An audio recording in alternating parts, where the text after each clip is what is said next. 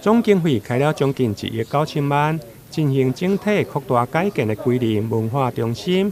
虽然演艺厅甲大厅的空间看起来相当的宽阔，不过日前因为风台甲西南气流的影响，南部地区连续落了几啊天的底时强降雨，造成桂林文化中心几啊夜的漏水。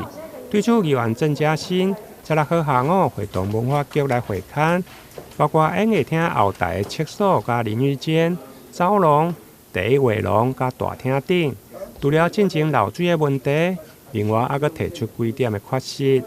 现在是钢构，古的是RC，在变工，你在那个西方部分是不是工法你就要特别又不一样？还有那个材质，你得要用较好，不然为什么才刚盖好你就漏水？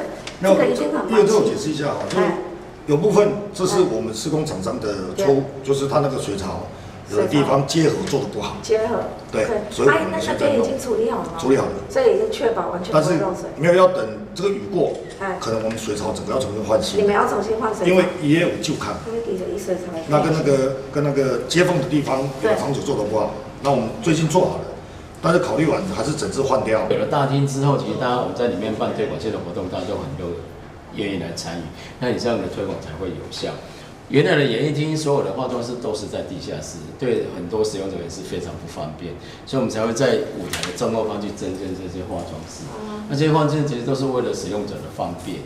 而我是觉得说，像这样的一个漏水，这本来就是厂商必须责任上必须要把它完成，但不要说因为这样的事情，然后去抹灭整件，好像我们花那些钱一点效果都没有，我就不应该是这样用这样的方式去看待这种整件。